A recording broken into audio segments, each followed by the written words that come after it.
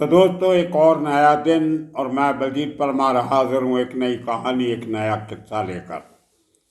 आज आपको स्मगलिंग के फील्ड में जुड़े हुए एक अजीबो अजीब शख्स की कहानी सुनाएंगे। भाई एक नहीं बल्कि दो की सुनाएंगे कि वो दोनों काफ़ी क्लोज थे एक दूसरे को और एक ही बॉस के लिए काम करते थे।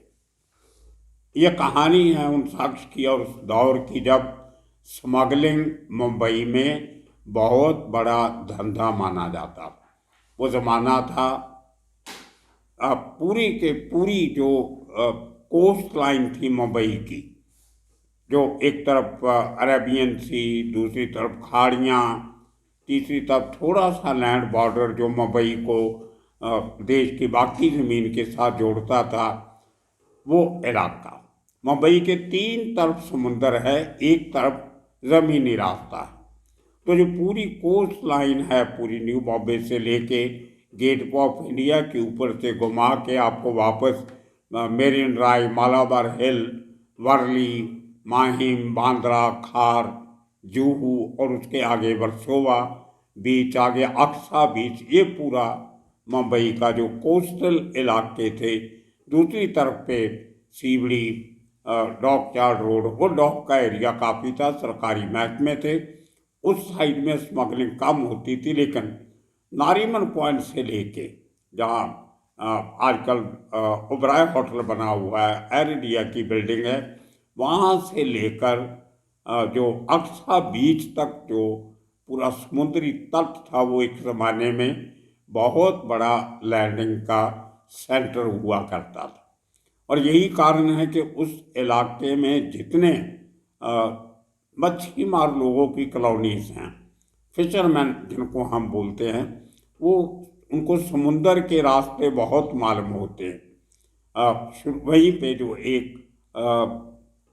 ओबराय होटल नारीमन पॉइंट के पास एक फिशरमैन कॉलोनी है।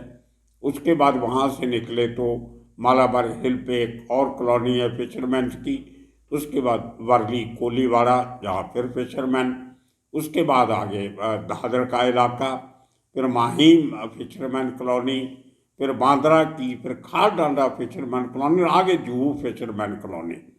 तो ये मछुआरे लोग जो होते थे, इनकी बोट्स और इनकी जो इनकी नॉलेज होती थी समुद्र की, हाई टाइड की, लो टाइड की, मून के हिसाब से रास्ते देखने, चंद्रमा किधर है, सितारे किधर है। वो ज़माना था जब सैटेलाइट वगैरह नहीं होते थे, कोई नेविगेशनल साइंटिफिक इक्विपमेंट नहीं होता था, कोई सैटेलाइट फ़ोन नहीं होते थे, मोबाइल फ़ोन नहीं था, वॉकी टॉकीज़ नहीं थे। सिर्फ कुदरती इशारों से पूरा रास्ता ढूंढा जाता था। और ये मछली पकड़ने वाले जो कई कई मील, 20-20, 25-25, 30-30 मील समुद्र में जाते थे मछली पकड़ने के लिए, उनसे ज़्यादा नॉलेज समुद्र की किसी को नहीं होती थी। और इन्हीं लोगों का साथ लेते थे हाजी मस्तान जैसे स्मगलर, जिनकी एक ज़माने में मुंबई में तूती बोलती थी। तो ये फिशरमैन कम्युनिटी के चलते हुए इनके साथ जो लोग जुड़े, फिशरमैन का काम तो उस माल को शोर तक पहुंचाने का हो जाता था। उसके बाद पूरे माल को आगे खुर्द-बुर्द कैसे करना है, डिस्ट्रीब्यूट कैसे करना है, उसके लिए एक सेकंड चेन हुआ करती थी। उस चेन में से बहुत से लोगों ने बहुत सा पैसा कमाया और बाद में समाज में बहुत इज्जतदार इंसान बन के उभरे, सामने आए।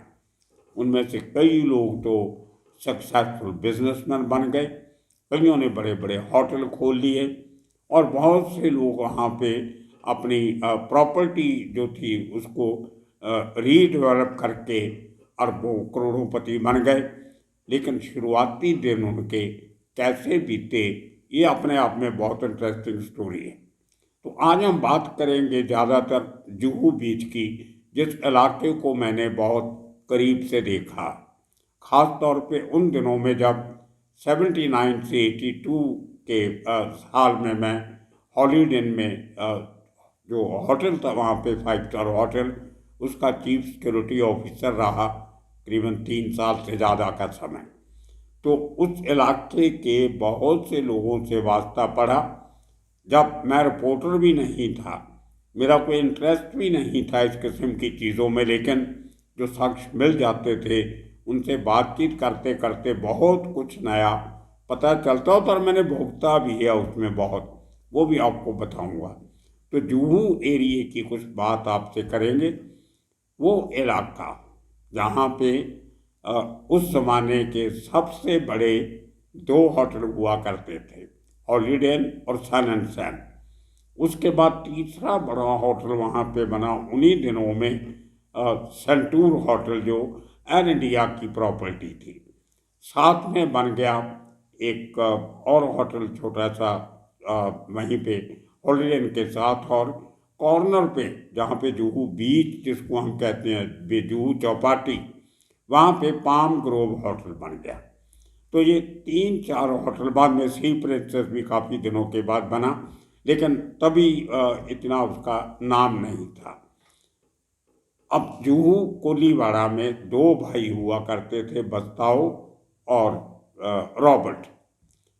बस्ताओ थोड़ा छोटे कद का था, रॉबर्ट अच्छी खासी बिल्ट और जैसे बॉडी बिल्डर किस्म के लोग होते हैं या वेट लिफ्टर किस्म के लोग होते हैं, वेल मेंटेन बॉडी, उस किस्म का वो आदमी का शरीर, और बहुत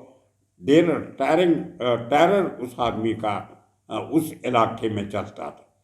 हर छोटे मोटे धंधे से उसको हफ्ता मिलता था, और हमारे होटल के बाहर, जो हॉलीडे के बाहर और सन एंड सैन के बाहर जो टैक्सी की लाइन लगती थी पैसेंजर्स को लेने के लिए, उन टैक्सी वालों से भी हफ्ता वसूला जाता था। नए आदमी की टैक्सी वहाँ नहीं लगने देते थे, क्योंकि अगर नई टैक्सियाँ आ जाएंगी तो पुराने टैक्सी वालों का धंधा मार खाएगा। तो ऐसी बहुत सारी पर्सनैलिटीज वहाँ पे इन लोगों का फ़ायदा भी उठाती थी। अब इतनी लंबी कोस्ट लाइन, और वो ज़माना था जब कि कोस्टल पुलिस भी नहीं होती थी, कोई मेरीन पुलिस नहीं थी, और इन पूरे इलाके को एक ही पुलिस स्टेशन लगता था जिसका नाम था सेंटा क्रूज पुलिस स्टेशन, और वो जुहू से पड़ता था तकरीबन 2-2.5 किलोमीटर दूर। दूसरी तरफ का जो नीयरेस्ट पुलिस स्टेशन था वो डीएन नगर था, वो वहाँ से तकरीबन इतना ही एरिया डिस्टेंस उसका भी पड़ता था। तो पुलिस स्टेशन दूर होने की वजह से, और ये दोनों पुलिस स्टेशन अंग्रेज़ों के ज़माने के बने हुए पुराने, और स्ट्रेंथ जो थी इनकी भी बहुत कम थी, वो स्टाफ स्ट्रेंथ, एरिया बहुत बड़ा होता था कवर करने के लिए।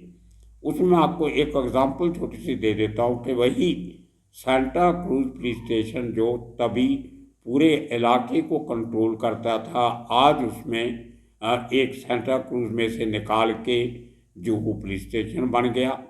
उसके साथ 2-3 चौकीज बन गई हैं और बड़ी बड़ी। उसके साथ जो डीएन नगर था उसमें से निकाल के अम्बोली पुलिस स्टेशन बन गया, वर्सोवा पुलिस स्टेशन बन गया, और ओशिवारा पुलिस स्टेशन बन गया। 2 पुलिस स्टेशन के एरिया में से 6-7 पुलिस स्टेशन और बन गए हैं। एक खार पुलिस स्टेशन आगे जाके बन गया। खैर, तो स्मगलर्स के लिए सबसे बड़ी बात ये होती थी कि माल नहीं पकड़ा जाना चाहिए, आदमी पकड़ा जाए तो कोई बात नहीं, जमानत हो जाएगी। अगर सामान पकड़ा गया, सामान मीन्स सोना, चांदी, इलेक्ट्रॉनिक गुड्स, कपड़ा, घड़ियाँ, वीसीआर, इस किस्म की बहुत सारी आइटम्स आती थी, लेकिन सबसे ज़्यादा जो प्रॉफिटेबल बिजनेस था वो था सोने का। और उसको लेके, सोने की तस्वीर को लेके बहुत वेल ऑयल्ड चेन वहाँ पे चलती थी। उस चेन में 3 किस्म के लोग थे।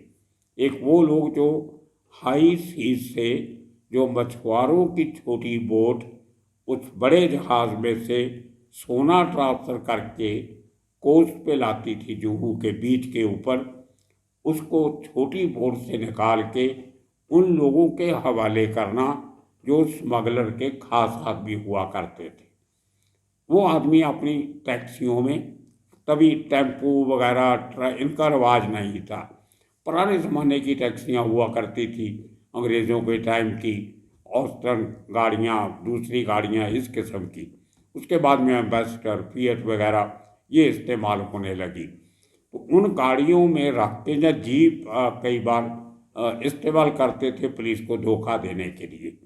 ना तो इतनी पुलिस होती थी, ना कस्टम का इतना स्टाफ था, ना ही किसी और एंटी स्मगलर एजेंसी का इतना बोलबाला था कि इस धंधे को पूरी तरह से रोका जा सके। तो उनमें 3 आदमियों के नाम जो मशहूर हुए उस इलाके के, उनमें एक जेके बॉस कहा जाता था। अब जेके बॉस जो है किसी शख्स का नाम नहीं था, मैं उस शख्स का नाम नहीं लूँगा क्योंकि वो आजकल एक बहुत बड़ा पॉलिटिकल लीडर बना हुआ है और काफ़ी सारी बातें होती है, वो केस नहीं है, कुछ नहीं है। लेकिन जेके बॉस उसका नाम इसलिए पड़ा, उसकी फुल फॉर्म बनती थी जैकेट किंग। उस समय सोना 2 किस्म से हिंदुस्तान में आता था बिस्कुट के रूप में। एक तो बेल्ट होती थी कपड़े की जिसके अंदर सोने के बिस्कुट्स को परोया जाता था और वो बेल्ट कमर से बांध के या किसी तरह उसको ले आते थे। दूसरी जैकेट आती थी, जैसे मैंने भी एक जैकेट पहन रखी है, इस किस्म की एक कपड़े की जैकेट जो आप अपने जो बनियान के ऊपर अंदर पहन के वो जैकेट पहन लो और उसके साथ आप ऊपर अपने बाकी के कपड़े पहन लो तो पता नहीं चलता था कि आदमी क्या छुपा के ला रहा है। तो वो एक एक जैकेट जो थी उसमें तकरीबन 100 के करीब बिस्कुट होते थे। इस किस्म की कोई 4 उस स्मगलर के हो जाते थे, 96 आगे डिलीवर होते थे। इस किस्म का कोई पुराना सिस्टम था। तो जेके बॉस एक वो भी सेंटा क्रूज का रहने वाला, उसके साथ चरणजीत बाली बहुत बड़ा लैंडिंग एजेंट था और सामान को एक जगह से दूसरी जगह पहुंचाने में मास्टर आदमी था। तीसरा मदन सिंह बरारा, वो सरदार जी। तो एक मुस्लिम, एक सरदार जी, एक हिंदू भाई और एक क्रिश्चियन फैमिली। हिंदू, मुस्लिम, सिख, ईसाई का जो तालमेल था वो उस समय पे देखने को आया जब ये सब के सब लोग हाजी मस्तान के लिए काम किया करते थे।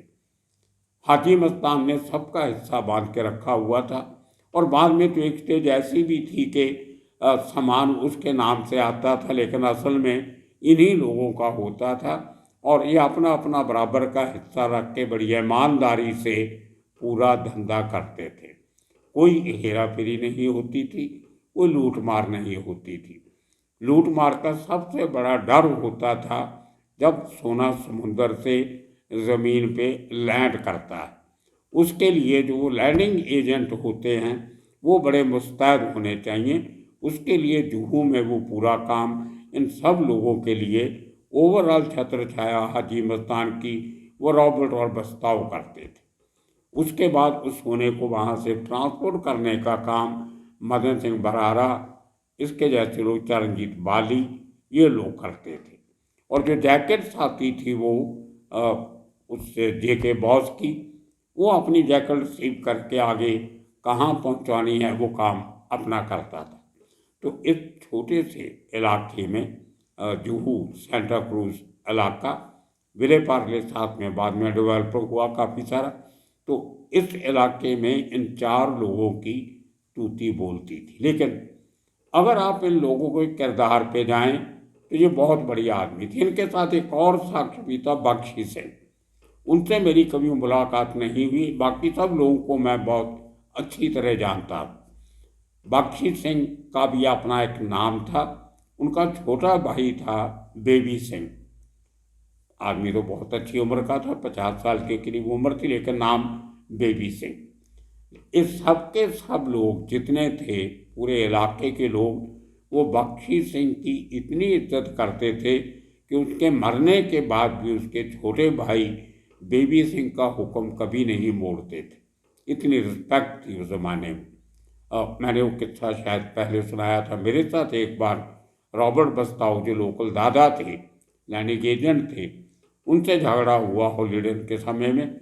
तो जब मुझे लगा कि मेरी जान को खतरा है तो मैं पुलिस के पास नहीं बल्कि बेबी सिंह को बुलाया और वो मुझे बड़ी तरीके से वहाँ से निकाल के ले गया। खैर, तो ये कुछ किरदार थे उस समय के।